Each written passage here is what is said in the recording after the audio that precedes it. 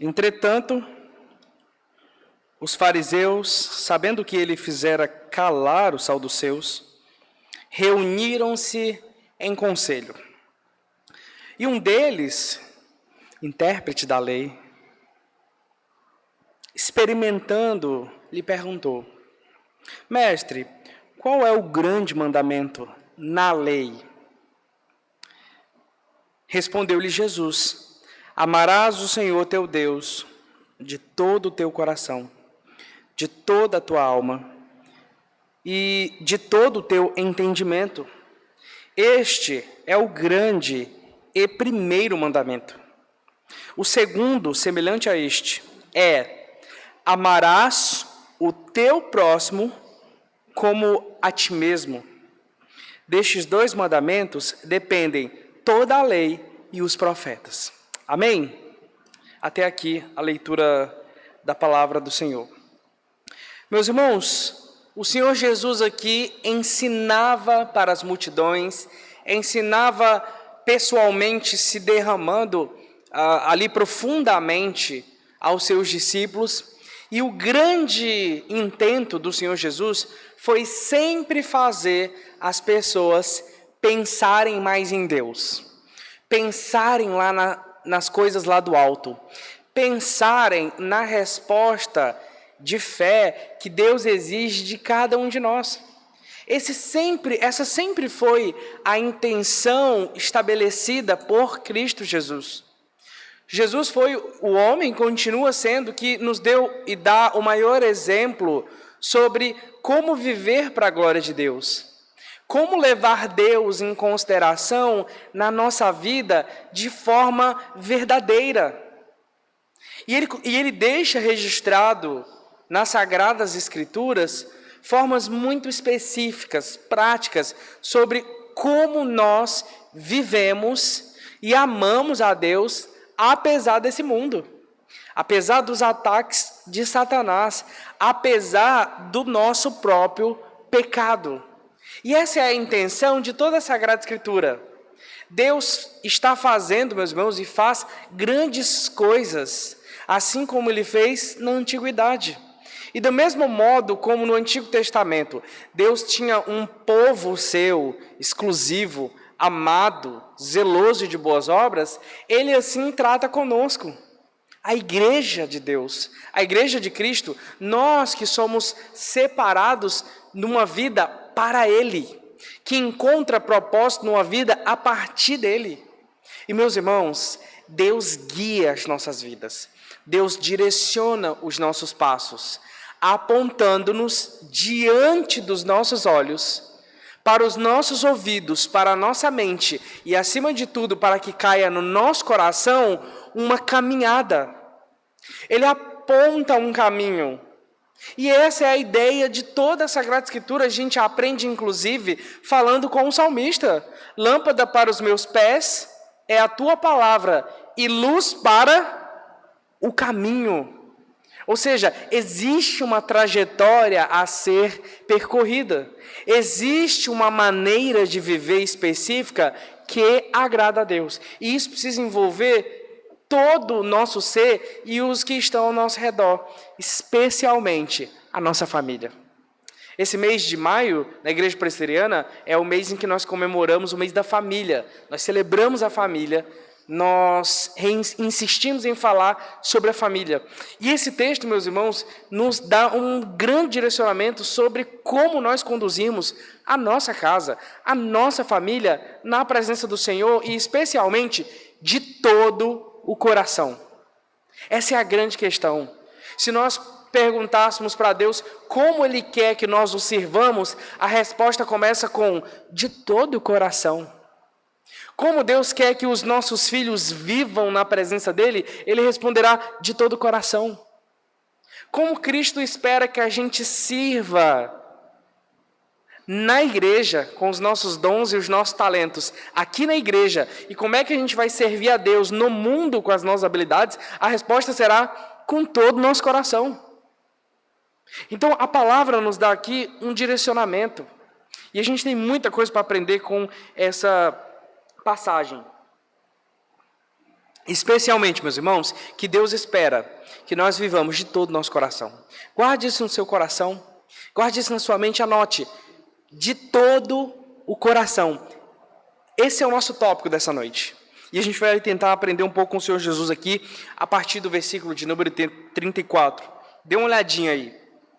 Ele diz assim: entretanto, a narrativa aqui de Mateus, entretanto, os fariseus, sabendo que ele fizera calar os saduceus, reuniram-se em conselho. Esse versículo 34 aqui, ele nos introduz a conversa. O que está acontecendo? Ele prepara o caminho e nos dá uma noção do ambiente. Como o versículo 34 não é o início do capítulo, já está numa altura de 34 versículos, ajuda-nos bastante a entender. Isso é uma dica de interpretação bíblica, meus irmãos. Sempre olhe o contexto textual do texto, o tanto de chiado que eu tive que fazer para falar essa frase. Sempre olhe o que diz antes da passagem e o que diz depois. Por exemplo, antes dessa passagem aqui, que a gente acabou de ler, que foi essa pergunta, juntamente com a resposta de Cristo, Jesus estava tendo uma questão com os saduceus. E o texto aqui nos apresenta, que Jesus, os fariseus, sabendo que ele fizera calar os saduceus, ou seja, os fariseus, que eram uma seita judaica, um ramo do judaísmo, perceberam que numa disputa de ideias e doutrinas, Jesus foi muito mais esperto que os saduceus, a ponto deles ficarem calados, deles não terem como responder ou como questionar mais Cristo Jesus. Percebendo isso, eles se reuniram para tramar uma nova forma de experimentar essa sabedoria de Jesus, movido sim ali por inveja, por ganância e também por medo, porque Jesus ameaçava o status quo da religião oficial de Israel, da hipocrisia da liderança. Então esses dois grupos aí, os fariseus, eles eram uma seita judaica. E qual que era a principal diferença entre eles? Ambos se valiam da lei de Deus. E um adendo, quando fala assim, doutor da lei, isso é um elogio, porque eles tinham uma formação muito versada na lei. E a lei, meus irmãos, ela não é ruim. A lei não é mal. A lei não é má, como a gente costuma pensar. A lei é a vontade de Deus revelada para o povo. E foi uma das grandes revoluções do antigo Israel que fez com que o judaísmo se destacasse como religião e que Deus tivesse uma proeminência acima das divindades do Antigo Oriente ou do Oriente Próximo. Porque nenhuma divindade, meus irmãos, jamais havia dado leis para o seu povo. Sabe quando a gente vê aquela tentativa de agradar a Deus por parte de religiões tribais, onde se sacrificam animais, crianças, pessoas, e eles vão tentando ali ajustar as expectativas deles com as expectativas das divindades? Caiu um raio no quintal, existe algum Deus irado com a gente. Vamos matar aqui essa galinha. Continuou caindo raio na nossa região. Vamos sacrificar um bebê, uma mulher, um homem. Cessaram os raios, as coisas começaram a dar certo, a chuva veio no tempo bom, está tendo muita caça. Olha, o nosso Deus está feliz com a gente. O Deus de Israel, meus irmãos, nunca deixou o seu povo nesse escuro, tentando acertar à vontade de Deus. Pelo contrário, o Senhor, desde o começo, revelou a sua vontade. E a forma mais excelente que ele chegou de comunicar a sua verdade foi através da lei, que ele entregou para Moisés. E desde então, a Bíblia vem explicando, e todas as narrativas bíblicas vêm girando em torno da obediência dessa lei, que significa obedecer a Deus, e da desobediência, e das consequências positivas de se obedecer à lei de Deus, e das consequências negativas em desobedecer essa lei. Porque essa lei é a maneira como Deus revela que a vida funciona, como nós devemos ser, e ela está muito bem alinhada nos 10 mandamentos, quando Deus diz, olha, não tenham outros deuses diante de mim, não façam imagem de escultura para tentar me adorar, não usem o nome do Senhor Deus em vão, Lembrem-se do dia do Senhor e santifiquem esse dia em adoração exclusiva a Deus. Olha só como Deus ele vai dando assim objetivo para a gente. Ele vai deixando claro. E isso é muito bom, meus irmãos, porque é horrível trabalhar com alguém que a gente não sabe o que está passando na cabeça dela e a gente não consegue adivinhar. E a gente tem que ficar tentando agradar aquela pessoa porque a gente não faz ideia. Sabe, você já passou por isso? Onde você pega essa cadeira, muda para ali. Aí chega alguém, meu Deus, por que você tirou essa cadeira? Olha só, vai cair o prédio agora que você tirou essa cadeira daí. Mas eu ia adivinhar como isso? Então Deus não deixa a gente no escuro. Ele nos revelou a vontade dele, a maneira como nós podemos servi-lo. E quando nós vivemos para a glória de Deus, isso nos obriga, meus irmãos, a sermos pessoas melhores, a sermos pessoas santas, a sermos pessoas mais alinhadas à palavra de Deus. Deus continua expressando, dizendo, olha, honrem o pai e a mãe de vocês, não matem, não furtem, não tomem nada aqui de vocês, não tenham relações sexuais ilícitas, não mate o seu próximo com a língua, não falem mal uns dos outros, não tenha inveja uns dos outros. Olha só, meus irmãos, um código cheio de princípios que tornam a vida mais leve, mais ordeira, e que vai de encontro ao nosso coração pecador, que deseja, não poucas vezes, viver a vida do jeito que a gente quer. Então isso freia a nossa maldade, e a lei de Deus também demonstra a nossa incapacidade, porque a gente não consegue obedecer tudo certinho, tudo bonitinho.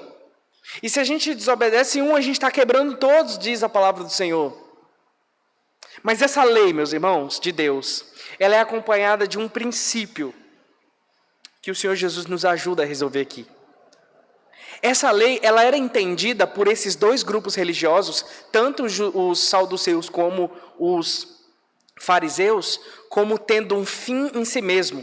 Então eles se apegaram nessa lei de uma forma indevida, achando que através da própria obediência, fazendo tudo conforme essa lei, obedecendo certinho, sendo bonzinho, eles mereciam o favor e a bênção de Deus.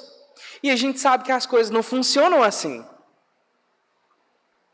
Em que nós dependemos o tempo todo da graça de Deus. E esse grupo aqui, a principal diferença entre eles era que os saduceus não acreditavam na ressurreição. E os fariseus acreditavam.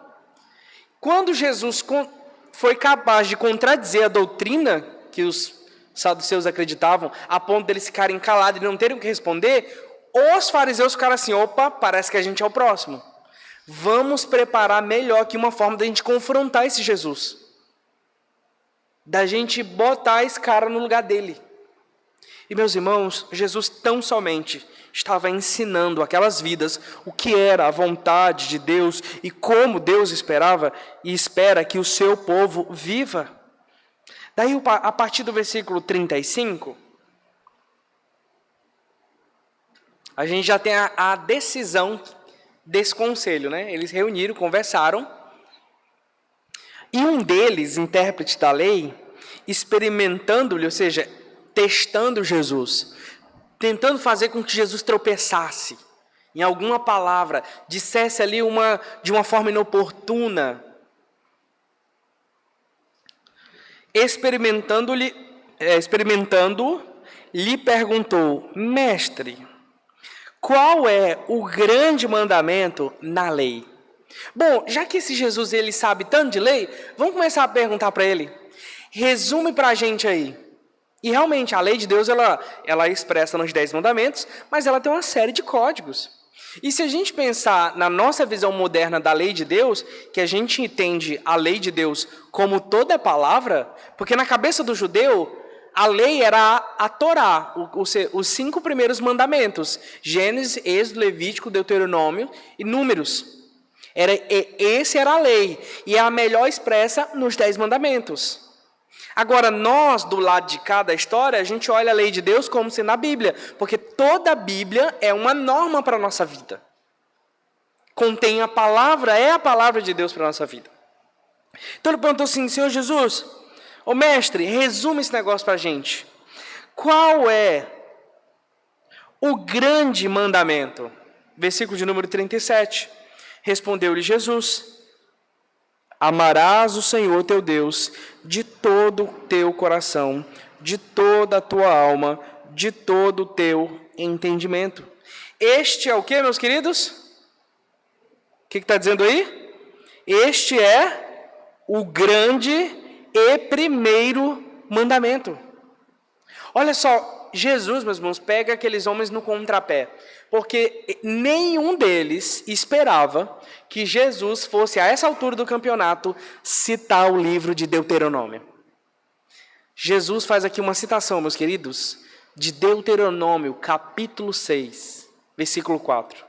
O conhecido como o Shema em Israel, onde Moisés, já nas planícies de Moabe, estava ali pregando um sermão para todo Israel e especialmente para Josué, num ato ali de passagem de cajado. Moisés sabia que ele já ia morrer, ele já estava prestes a entrar em dias, como a Escritura usa a expressão. Então ele estava ali, Deuteronômio tem a ver com repetição da lei. Ele estava ali repetindo a lei, pregando a lei e se esforçando para que o povo entendesse e se lembrassem onde eles estavam, por que eles estavam ali e para quem eles viviam, a quem eles serviam, quem era esse Deus dele e o que esse Deus esperava deles. Aqui Jesus Cristo cita o grande legislador de Israel, Moisés. Só que aqui em Mateus, nós temos uma citação mais literal, porque ele fala: amarás o Senhor teu Deus de todo o teu coração, de toda a tua alma e de todo o teu entendimento. Se você der uma olhadinha lá em Deuteronômio 6, você vai ver que lá não tem essa expressão sobre amar a Deus de todo o teu entendimento. Lá vai estar o quê? Com toda a tua força. Só que se você for lá para o Evangelho de Lucas, onde também tem essa mesma narrativa, lá naquela, lembra daquela parábola do bom samaritano? Você já ouviu falar essa parábola? Então, essa parábola é contada por Jesus e registrada por Lucas a partir dessa mesma resposta. Jesus vai explicar o que é amar a Deus sobre todas as coisas e o que é amar o próximo como a si mesmo. Quando o fariseus, ele questiona Jesus e fala assim: tá, eu tenho que amar o meu próximo como a mim mesmo. Aí pergunta para Jesus assim: quem é o meu próximo? Aí Jesus começa a contar a parábola do bom samaritano.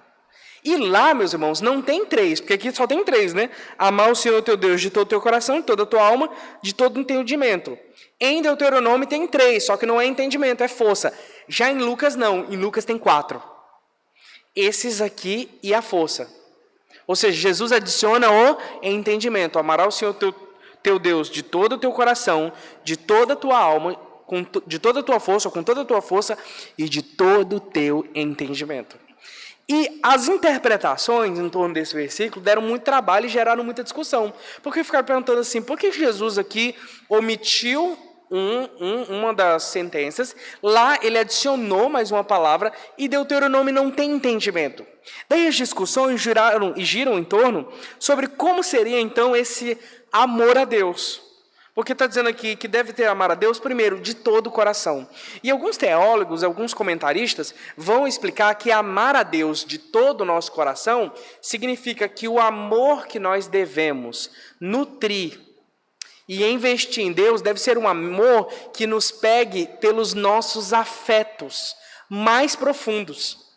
Então, nós não podemos nos envolver com Deus sem que os nossos sentimentos estejam também em jogo e criando e desenvolvendo e investindo em afetividade em relação ao nosso Deus. Vamos falar que a alma também é a dimensão mais profunda da nossa espiritualidade e que o nosso envolvimento com Deus não fica apenas na dimensão do coração, mas deve pegar também toda a profundidade do nosso ser.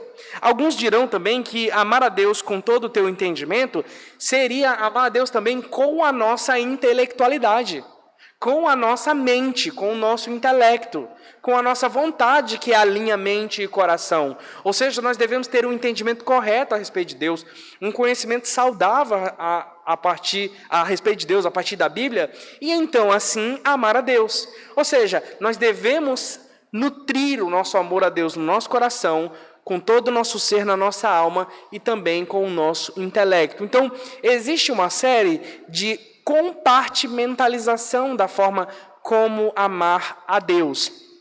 E com todo o nosso envolvimento, como é citado em Deuteronômio 6, com toda a nossa força, e é repetido em Lucas. E acrescentado aqui, com todo o teu entendimento. Então, eles vão compartimentabilizar.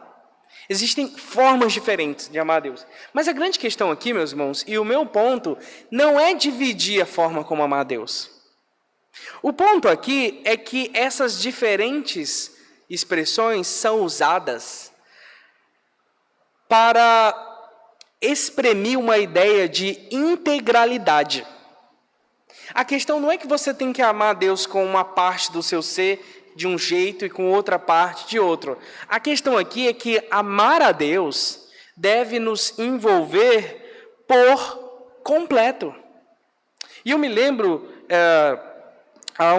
deve ter quase uns 10 anos isso, deve ter uns 10 anos pelo menos, uma palestra agora ele é meu professor, né, o Dr. Heber Campos Júnior, e ele conversando sobre essa questão de amar a Deus, ele levanta a questão de amar com o intelecto, que é uma coisa, você já falou isso para alguém? Olha, eu te amo com o meu intelecto.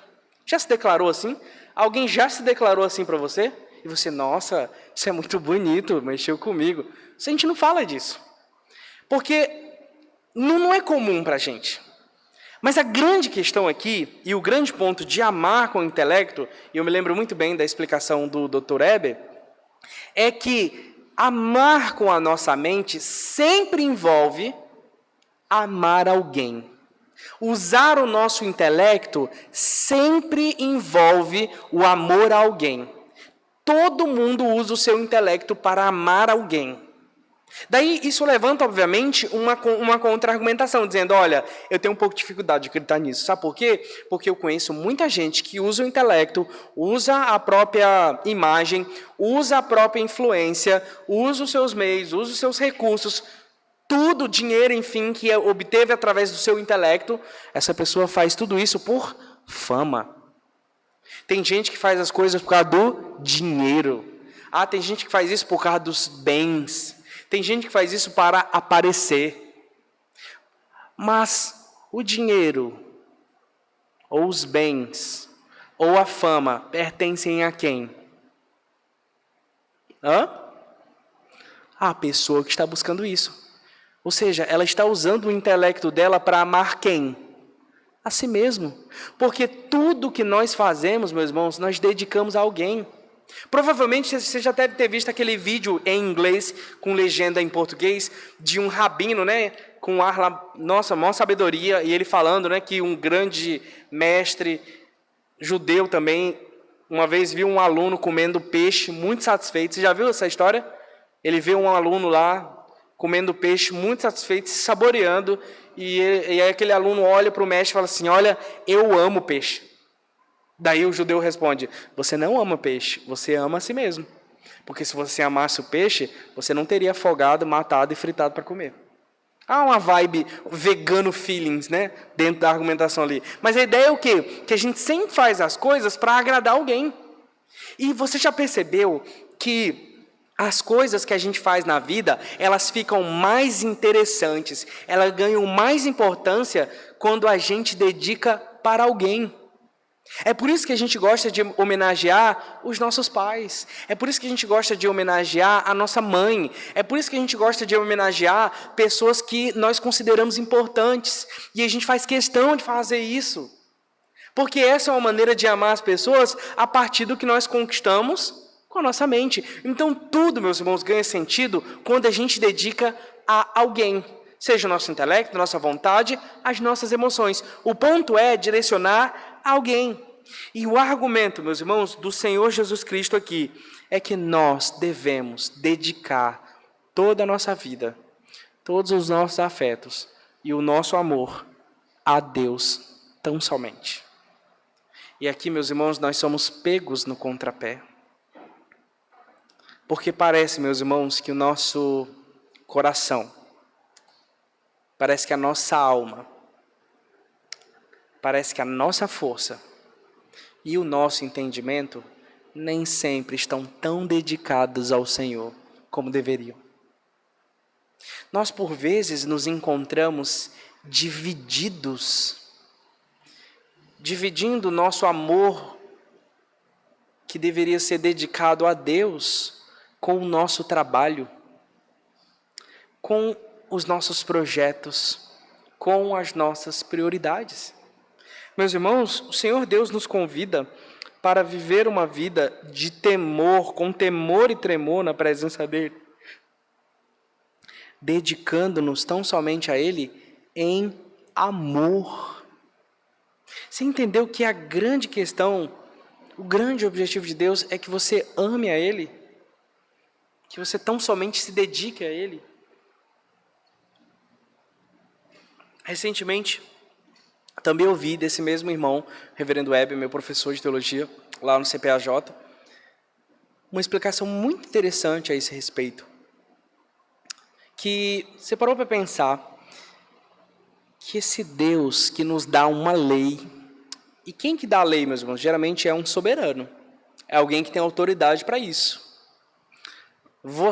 Quem aqui adora pagar IPVA? Quem é que fica feliz aí na hora de pagar o boleto de IPVA? Você fala, gente, todo mundo sexta-feira lá em casa, churrasco por minha conta, vai ter Coca Zero, vai ter seu churrasco vegano também, vou passar lá uns legumes para quem não come carne. Mas o que foi que fez? Paguei IPVA essa semana. Gero, eu me realizo pagando IPVA. Ninguém faz isso. Isso é inconcebível. É inconcebível.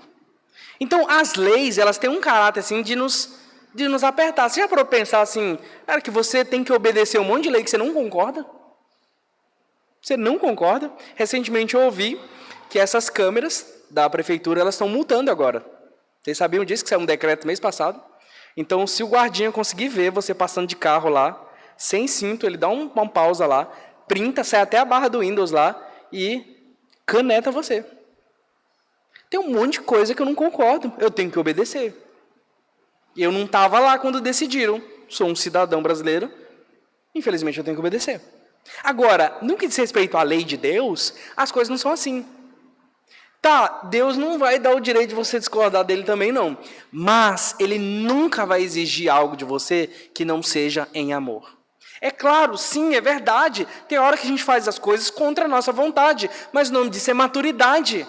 É saber que nem tudo é do meu jeito, e graças a Deus por isso. Porque o segredo do fracasso espiritual, meus irmãos, ou em qualquer outro momento, é você fazer as coisas sempre do seu jeito. E é você fazer as coisas só quando você sentir vontade de fazer.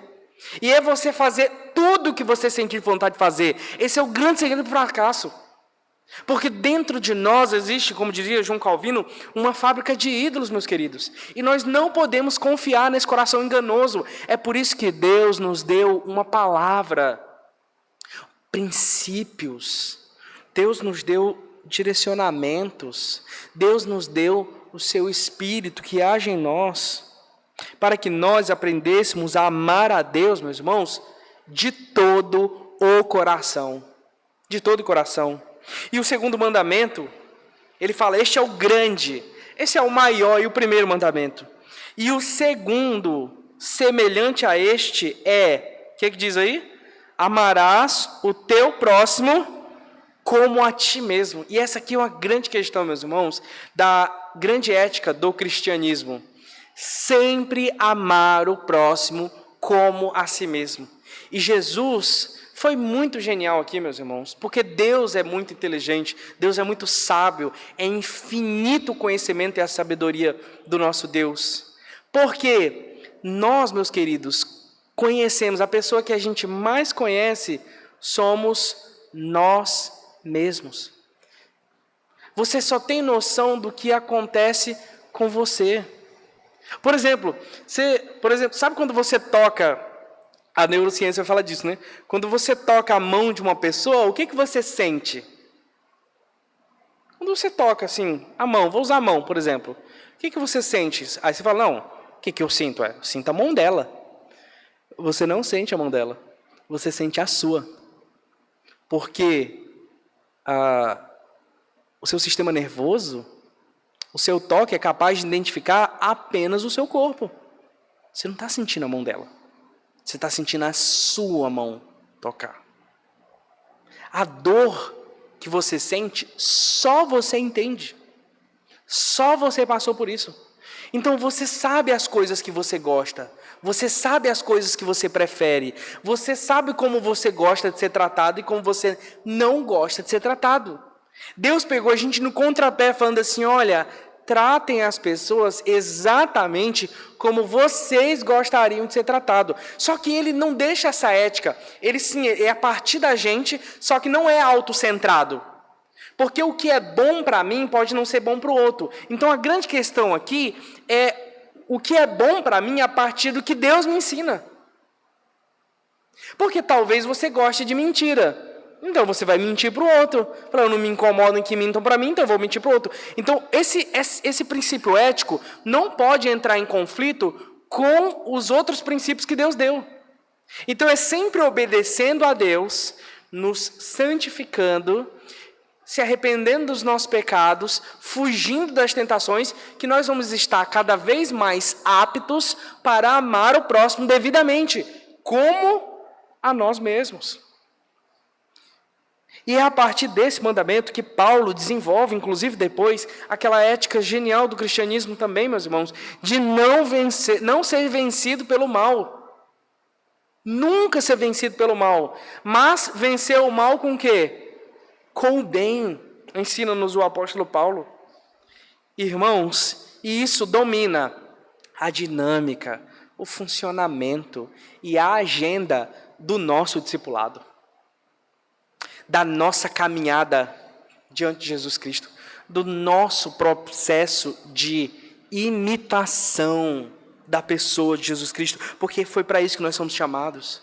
Esta é a obra que Deus está fazendo em nós, meus irmãos, nos transformando à imagem do seu Filho. Cada vez, então, que nós conseguimos abandonar alguns pecados, cada vez que a vontade de Deus fica mais clara, cada vez que a gente consegue fazer avanços na nossa santificação, cada vez que nós conseguimos melhorar, nós estamos, então, assim, nos parecendo cada vez mais com aquilo que um dia nós seremos.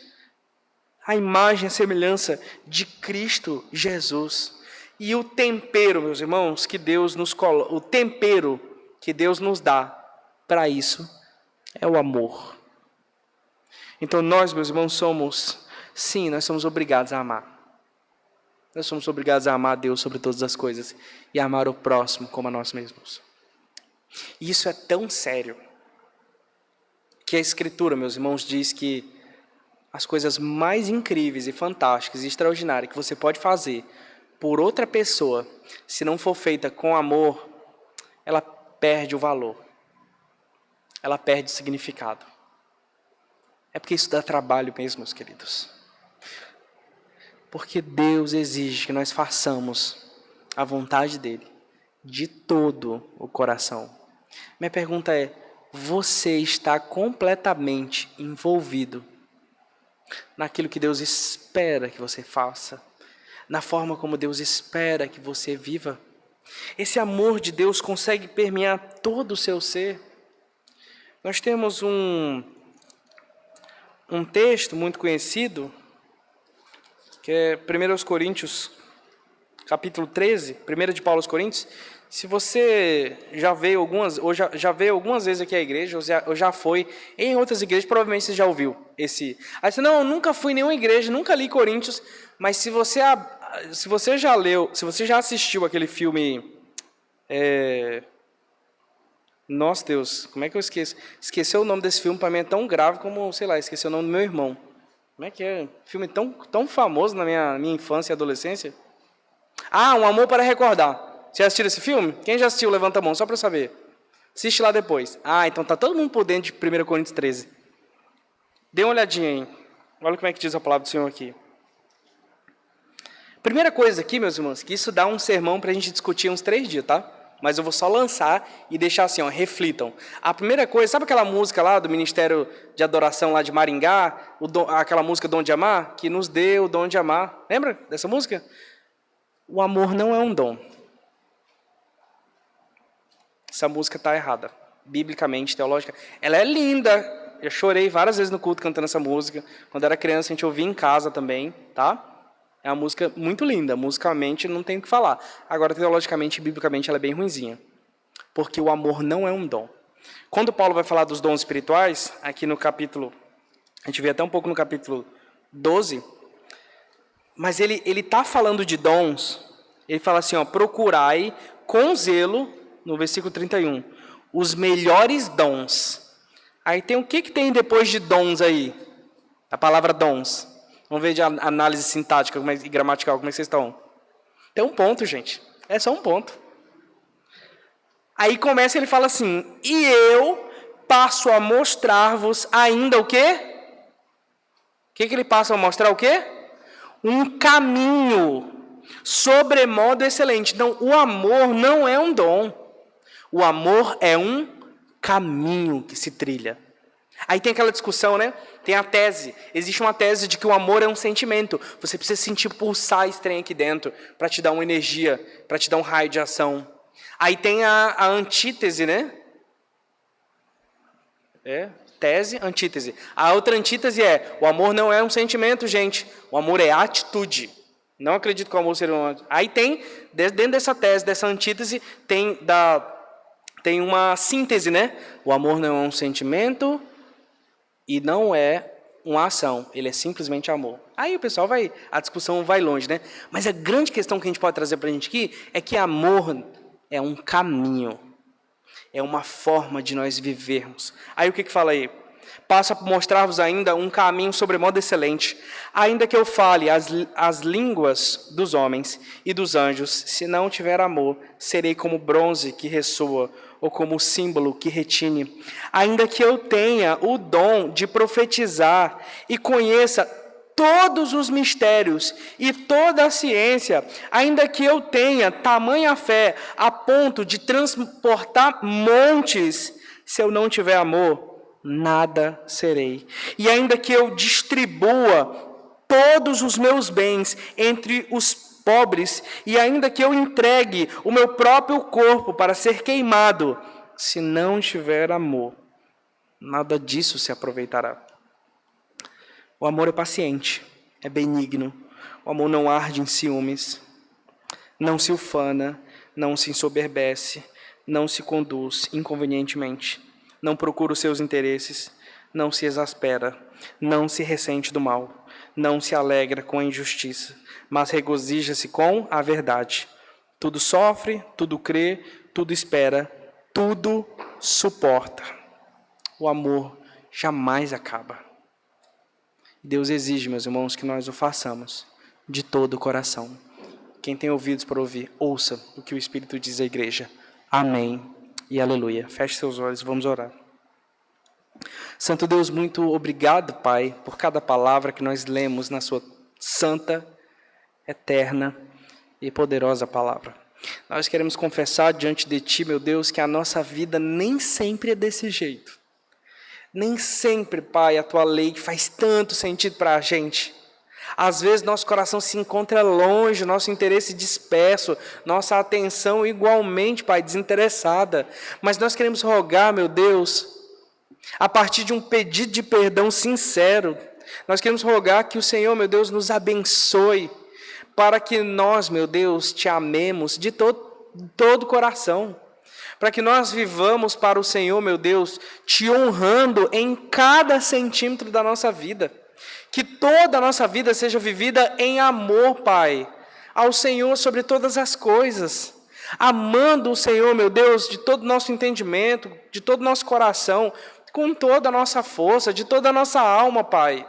Ajuda-nos também a amar o nosso próximo como a nós mesmos. Amar o irmão como a nós mesmos. Ajuda-nos, Pai, a seguirmos este caminho absurdamente excelente que o Senhor coloca diante de nós. Que o Senhor nos ajude, meu Deus, a caminhar em novidade de vida, em bondade, em fidelidade e sinceridade na tua santa e poderosa presença. É em nome de Jesus que nós oramos. E agora, que a graça do Senhor Jesus e o amor de Deus o Pai, assim como as ternas consolações do Espírito Santo, seja sobre a igreja do Senhor Jesus aqui nesta noite, em toda a cidade de Ariquemes e sobre toda a face da terra. Amém. Cantemos, meus irmãos, o amém tríplice.